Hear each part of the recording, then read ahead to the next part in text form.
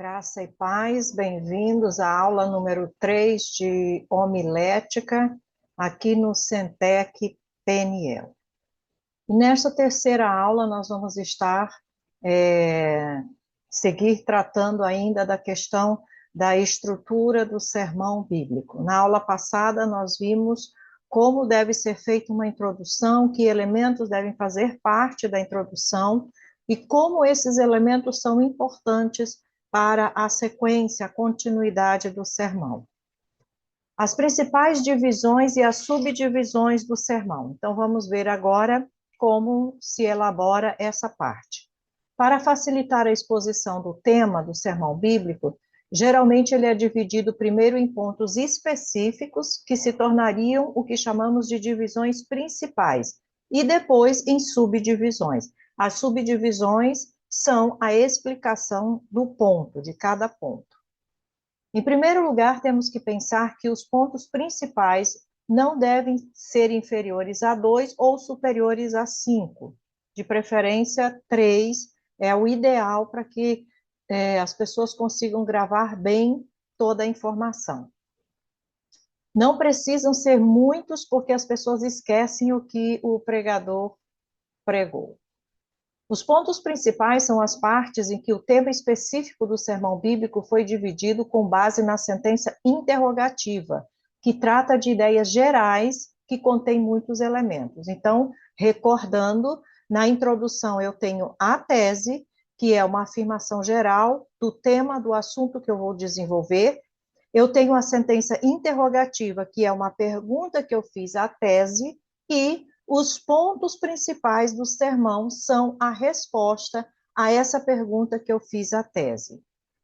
As respostas à pergunta-chave nos permitem ampliar e dividir o tema específico que será pregado no sermão bíblico. Exemplo, a base bíblica, 1 Tessalonicenses 4, versículo 2 e 3. O tema, todos os crentes devem viver em santidade. Aí a introdução, aqui eu estou indo direto somente para os pontos principais, porque eu quero que você entenda como que os pontos principais do sermão são elaborados a partir da pergunta que é feita aqui na introdução. Então, nessa introdução, estou aqui indo direto para a tese, diz assim: a Bíblia dá sérias advertências de que devemos viver em santidade. Sentença interrogativa, por que o crente deveria viver em santidade? E outra vez aqui, na sentença interrogativa, é uma pergunta só para a tese. Eu poderia perguntar como, eu poderia perguntar, fazer outras perguntas, mas a pergunta é por que o crente deveria viver em santidade? E aí, observe como os pontos vão responder a essa pergunta. Por que o crente deveria viver em santidade? Para fazer a vontade de Deus, 1 Tessalonicenses 4, 3, que está lá no texto base. Segundo, para ver a Deus, que está respaldado lá em Hebreus. E terceiro, para adorar a Deus, baseado no Salmo 96, 3. As divisões principais respondem a uma única pergunta, outra vez. Então, por quê? E aí estão as 3 respostas de por que o crente deve viver em santidade. O papel das divisões principais no tema do sermão. Garante a unidade da exposição do sermão. 2, garante a clareza do sermão, porque uma ideia é melhor compreendida quando pode ser examinada em partes.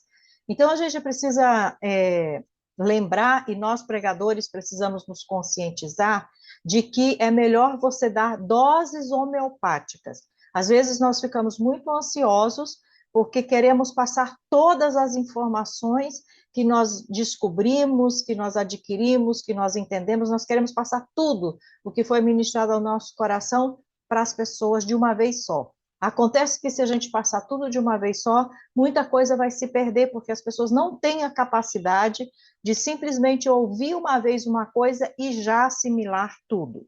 Então, nós precisamos lembrar que a pregação é a mensagem de Deus em doses homeopáticas.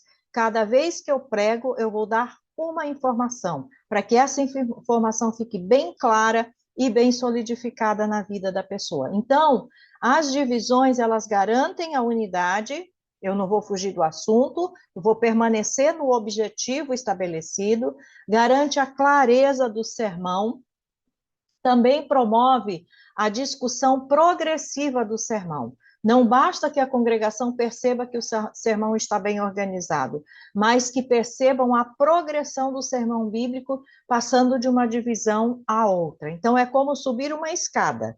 Primeiro degrau, segundo degrau, terceiro degrau. Eu vou subindo, vai crescendo. Mantém também o interesse na exposição da mensagem no sermão, pois, ao passar de divisão em divisão, proporciona descanso mental, que alivia o cansaço de qualquer sermão prolongado. E sempre, quando nós vamos pregar, nós devemos colocar, primeiro, as informações mais simples, as mais comuns, aquelas que já são mais de domínio de todos, e ir avançando para informações novas e desconhecidas, para novos entendimentos ou detalhes que não foram ainda explorados. Então, a parte mais surpreendente, a mais interessante, a novidade, deve ficar sempre para o último ponto, que é o ponto alto da pregação. As principais divisões no tema do sermão requerem a seleção do princípio de divisão que deverá governar o plano do sermão. Esse princípio de divisão aqui, nós vamos ver que tem a ver com a pergunta. Se eu perguntei por quê, é interessante que os pontos do sermão tenham essa expressão. Porque isso, porque aquilo, porque aquilo outro. Se eu coloquei como na pergunta, então é interessante que na resposta, na medida do possível, apareça esse como tal, como tal, como tal. Se eu usei outra expressão na pergunta, é importante isso aparecer nos pontos do sermão, porque aí fica perfeitamente relacionado uma coisa com a outra. Então, o princípio da seleção permite que a estrutura do sermão tenha a mesma relação. Uma vez determinado o princípio da divisão, ele deve ser observado uniformemente em todas as principais divisões do sermão. O princípio da divisão é determinado por uma palavra-chave. Esta palavra-chave poderia estar no tópico declarado, na tese, ou na sentença interrogativa do sermão. Por exemplo, o tema, a ocupação saudável do crente. Base bíblica, 1 Timóteo 4,13. Introdução, aqui vamos direto para a tese, somente para exemplificar como é importante o uso dessa palavra-chave, que vai ligar e vai fixar esse ensino, essa informação que você quer passar. Então, o tema é a ocupação do crente. Na tese está, o crente tem uma ocupação saudável. Sentença interrogativa, qual é a ocupação saudável do crente? Observe que ocupação está no tema, ocupação está na tese, ocupação está na sentença interrogativa. Aí as divisões. Primeiro ponto, a ocupação da leitura, a ocupação da exortação e a ocupação docente. Então, observe que vai ficar gravado na mente das pessoas que ele tem uma ocupação. E qual é essa ocupação? Porque está aí repetida a palavra-chave em todos os pontos. Visto que a palavra-chave é o que indica qual princípio de divisão rege a divisão do tópico do sermão, ela deve aparecer em cada uma das divisões principais do sermão. O tema do sermão bíblico deve ser dividido nas principais divisões de acordo com, por exemplo, princípios das causas. Por exemplo, as respostas às seguintes perguntas formarão as divisões principais do sermão. Então, por exemplo, eu posso utilizar como princípio a causa. Qual a causa disso? Qual a causa daquilo? Que causa levou o apóstolo Pedro a negar a Jesus? Pode ser a pergunta da sentença interrogativa. Então, a causa disso, tal causa e tal causa. Outra pergunta, o que fez Eva comer o fruto proibido? O que fez? Qual foi a causa que fez com que ela comesse o fruto proibido? O tema do sermão bíblico pode ser dividido também nas principais divisões de acordo com o princípio de efeitos. Então, eu posso usar as causas, eu posso usar o princípio dos efeitos. Exemplo: que efeitos o pecado produz no homem? Que efeitos a falta de oração tem sobre a mente do crente? Outra forma de dividir o sermão, outro princípio para dividir o sermão, estabelecer os pontos do sermão, é o princípio das razões ou evidências. Exemplo: que razões podemos dar para esperar a segunda vinda de Cristo? Ou que provas um crente batizado com o Espírito Santo deve apresentar? O assunto do sermão também pode ser dividido nos pontos principais de acordo com o princípio dos meios ou requisitos. Exemplo: que meios precisamos para vencer a oposição satânica? Ou quais são os requisitos necessários para que um pecador seja considerado salvo por nosso Senhor Jesus Cristo? O tema do sermão bíblico pode ser dividido também nas divisões principais de acordo com o princípio das questões lógicas sequenciais sobre uma doutrina. Exemplo: o que é o novo nascimento? Quem precisa de novo nascimento? O que o pecador deve fazer para nascer de novo?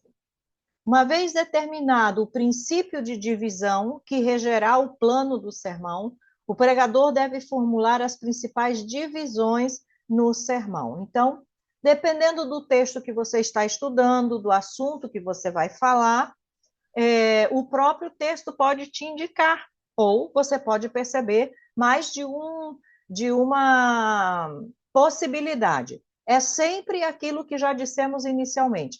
Cada sermão vai responder a uma pergunta. Pode ser de causa, pode ser de efeito, pode ser de meios, pode ser as consequências, enfim, existem inúmeras possibilidades. Pode ser significado, o que significa tal coisa, significa isso, significa aquilo outro. O importante é que essa palavra-chave que norteie todo o sermão. Que sejam formuladas como sentenças gramaticais completas. Então, o ponto do sermão, cada ponto, precisa ser uma expressão completa. Como nós vimos anteriormente, a ocupação da leitura. Eu não vou colocar só a leitura. Qual é a ocupação que o crente deve ter? A leitura. Não. Eu vou colocar a expressão completa para que isso fique fixado. A ocupação da leitura, a ocupação da exortação, a ocupação docente. Que sejam formuladas com a maior uniformidade possível. Alcançá-lo é possível quando a palavra-chave é encontrada em cada divisão do sermão bíblico. Não deve haver repetição das mesmas ideias nas divisões principais do sermão bíblico. Cada ponto do sermão vai responder aquela pergunta em um aspecto. Então, se você já falou um aspecto no primeiro ponto, você não vai falar do mesmo aspecto no segundo ponto. Cada ponto vai responder um aspecto dessa pergunta que foi feita. Então, deve ter coordenação, isto é, coerência e fluidez para formar uma unidade lógica no sermão bíblico. Que sejam formuladas de forma a produzir um efeito cumulativo no sermão. É aquilo que eu falei, é como subir uma escada. Eu vou ir dando a resposta mais simples, um pouco mais elaborada, e, por último, a mais interessante, ou a mais difícil, ou a mais surpreendente. Regras para as principais divisões do sermão. 1. O conjunto de divisões principais deve abranger toda a tese do sermão bíblico. Cada divisão deve ser diferente das outras divisões. Todas as divisões devem estar relacionadas com o tema do sermão. Todas as divisões principais devem ser tão curtas quanto possível nas suas declarações, mas tem que ser completa. Devem ter pelo menos 2 subdivisões, quando possível. Devem ser anunciados antes de explicá-los. Então, antes de explicar o ponto, você anuncia o ponto. certo? Você tem que ter sempre em mente a pergunta que você fez. Por que isso? Como aquilo? E a resposta tem que ser por que tal coisa, porque isso, assim, assim, assim. Tal coisa, isso, assim, assim, assim. Então, antes de explicar a, a informação que você vai dar, você tem que anunciar qual é aquele ponto, qual é aquela resposta. As subdivisões do sermão bíblico. As subdivisões são partes da divisão principal, que estão relacionadas com as divisões principais e que servem para fazer uma exposição adequada, ou seja, dividem a divisão principal em partes mais específicas. Às vezes não é necessário isso, às vezes basta uma explicação única do ponto principal e pronto, não tem necessidade de ter subpontos em cada ponto. Às vezes é necessário e é possível. Às vezes não é necessário e às vezes nem é possível. Exemplo, para fazer a vontade de Deus.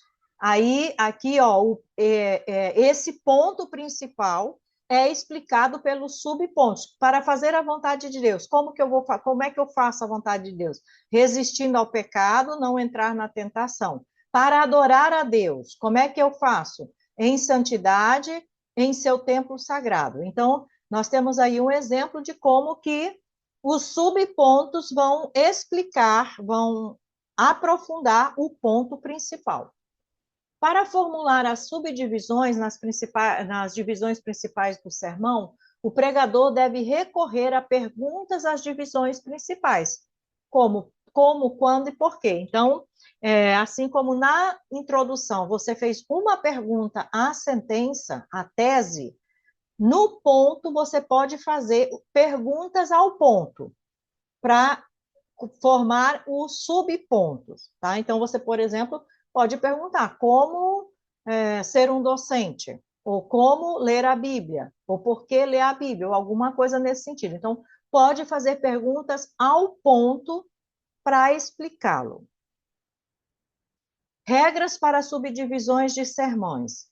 Cada subdivisão deve ser diferente das outras subdivisões dos pontos principais. Todas as subdivisões devem estar relacionadas com a divisão principal correspondente do sermão. E aqui a gente precisa ter muito, muito cuidado, porque às vezes a pessoa acaba colocando como subponto de um ponto aquilo que é o outro ponto. Entra no ponto seguinte, em vez de se deter naquele ponto, tá? Então, é preciso ter cuidado. Todas as subdivisões deverão ser, tanto quanto possível, breves na sua declaração. E aí, a última parte, a conclusão do sermão. Se começar bem é importante, não é menos importante terminar bem e terminar a tempo. É terrível que tenhamos tido um excelente propósito em nosso sermão, uma boa base bíblica bem analisada, em harmonia com um excelente tema, tese impecável, palavra-chave, um bom esboço, mas se não sabemos como concluir o sermão, de nada serve o resto da obra. Há pregadores que não conseguem terminar e divagam, repetindo exortações de caráter mais ou menos semelhante, até que o público, em vez de se conscientizar com tais apelos, apenas deseja ansiosamente que o pregador ponha fim no seu discurso. Diga o que você tem a dizer e termine quando tiver dito. É o conselho de todos os mestres da pregação. Mas como isso tem que acabar? A conclusão é a parte final do sermão bíblico, é a fase onde o pregador expõe as conclusões finais do argumento bíblico. Então, como nós já mencionamos em aulas anteriores, aqui na conclusão, você pode fazer um breve resumo de tudo que você falou, da tese, dos pontos do sermão, simplesmente citando, né? Você pode concluir dizendo, então, para ter tal coisa, ou para fazer tal coisa, ou para, enfim, dependendo do que você diz, devemos fazer isso, isso e isso. Tem que ser assim, assim e assim. Pronto. e faz a aplicação. Nós precisamos fazer a aplicação. Isso é verdade na sua vida? Você está vivendo isso? Você quer viver isso? Você quer experimentar isso? Então, é necessário fazer essa aplicação. Funções da conclusão do sermão bíblico. Resume as ideias principais do sermão bíblico e refresca a mente do público. Enfatiza e reafirma o que já foi dito no sermão, portanto, não é lugar para novas ideias ou argumentos tardios. Imprime a verdade exposta no impacto final na memória do ouvinte. Traz tudo para o foco ardente do encontro pessoal com a vida do ouvinte. Entrega os assuntos vitais e eternos do Evangelho à decisão do ouvinte. Sugere o caminho da ação. Indica um contraste feliz e favorável com uma verdade rígida e severa. Como, então, formular a conclusão do sermão? Primeiro, como já mencionamos, você pode fazer uma recapitulação. Recolhe num só olhar as perspectivas gerais de todo o caminho percorrido pelo sermão bíblico. O pregador deve lembrar à congregação os pontos fortes do seu sermão em cada parte das divisões principais. Ele não os prega novamente, apenas os menciona para refrescar a memória de seus ouvintes e prepará-los para a aplicação. Depois vem a aplicação. A aplicação é definida como o processo retórico pelo qual a verdade é aplicada direta e pessoalmente aos ouvintes, a fim de persuadi-los a responder adequadamente. E como já dissemos também em aulas anteriores, a aplicação pode ser feita durante o sermão, em cada ponto do sermão você já pode fazer uma aplicação e pode ser feita, deve ser feita também no final do sermão. Consiste em dirigir a palavra de Deus à vida dos seus ouvintes nos aspectos pessoal, familiar, social e eclesiástico, ou seja, fazer com que a palavra viva de Deus fale a cada um em particular. Leva em conta as principais divisões do sermão bíblico para fazer a aplicação. Aí, tipos de aplicação. Uma aplicação progressiva, são as verdades espirituais que são aplicadas aos ouvintes ao longo da pregação do sermão bíblico, ou seja, em cada divisão ou subdivisão do sermão, você já faz a aplicação. Isso é chamado de aplicação progressiva. A aplicação final é aquele que se aplica no final do sermão bíblico e tem a ver com o propósito da mensagem bíblica para toda a congregação. Demonstração. O pregador mostra o caminho para realizar a aplicação sugerida. Por exemplo, vamos supor que você diz que, não sei, depende do tema, né? Salvação. Você precisa ser salvo. E aí, onde está a salvação? A salvação está em Jesus, ou venha receber Jesus, ou abra seu coração para Jesus, diga para Deus que você quer alcançar a salvação. Então, ele precisa mostrar um caminho onde a pessoa que está ouvindo pode trilhar, colocar em prática o que ela está ouvindo, para que isso se torne realidade na vida do ouvinte. Nós precisamos lembrar que a palavra precisa ser praticada, não adianta nada ouvir e saber e não colocar em prática. Então, tem que ter essa ênfase, essa sugestão, esse incentivo para que ele pratique aquilo que ele está ouvindo. A persuasão. Para ser capaz de persuadir, você precisa ter estabelecido uma base sólida de conhecimento ao longo de todo o sermão, definindo claramente de que dever se trata. Então, resta a tarefa de persuadir a vontade de obedecer. Isso pode ser feito apelando aos desejos fundamentais que existem em cada homem de ser feliz, de ser melhor do que é, de ter segurança nos valores da vida, de ser amado e aceito, e etc. E, por último, o apelo. O apelo ou convite é a fase onde o pregador entra em ação. Ele pede aos seus ouvintes que tomem uma decisão sobre como continuarão vivendo depois do que ouvirem. E existe uma diferença entre fazer um apelo e chamar as pessoas para orar. Geralmente, hoje em dia, se chama as pessoas para orar, mas não está se fazendo um apelo para que ela realmente coloque em prática conscientemente aquilo que ela está ouvindo. Então, um apelo não é chamar a pessoa na frente para ela vir receber uma oração, porque às vezes ela vai para receber uma oração que não tem nada a ver com o que foi pregado. Você falou de santidade e ela está querendo receber uma oração de cura. Você falou de arrependimento e ela está querendo uma oração para conseguir um emprego. Então, o apelo tem que ser relacionado com aquilo, com o objetivo da pregação. Eu quero que as pessoas que estão me ouvindo desejem a santidade, procurem a santidade. Então, o apelo tem que ser nesse sentido.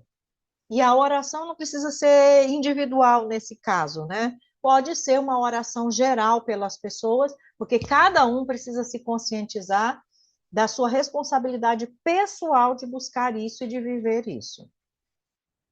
Dicas práticas para a conclusão. Seja qual for a forma de conclusão que você usar, torne-a apropriada ao sermão como um todo. Não use frases repetidas na conclusão. Seja breve, não descreva círculos e mais círculos. Desça em linha reta, desde as alturas de sua dissertação até o coração dos ouvintes. Pregou, falou, fez o apelo, as pessoas entenderam e responderam, amém. As pessoas entenderam e não responderam, amém também. As pessoas não entenderam e não responderam, amém. Não dá mais para fazer nada, não adianta insistir, porque aí às vezes cai muito na apelação emocional e psicológica. E nós não podemos usar isso, porque não é isso que vai transformar a vida de uma pessoa. O que vai transformar a vida de uma pessoa é o Espírito Santo convencendo-a através da pregação da palavra. Então, fez o apelo, a pessoa respondeu, ok. Não respondeu, amém. Não fica insistindo, porque a apelação psicológica, é forçação de barra. Acentuar mais o lado positivo do que o negativo na conclusão do sermão bíblico. Torne a conclusão pessoal para cada ouvinte. Nunca distraia a atenção ou enfraqueça a força da conclusão do sermão com um pedido de desculpas, defesa, desculpa ou justificação. Evite expressões humorísticas na conclusão do sermão bíblico. A conclusão, o apelo é uma coisa séria. Então, não é momento de gracinhas, não é momento de brincadeiras, não, é um momento muito sério. Abstenha-se de qualquer ato que distraia a atenção. E com isso, nós finalizamos a aula de hoje. Muito obrigado e nos vemos na próxima aula.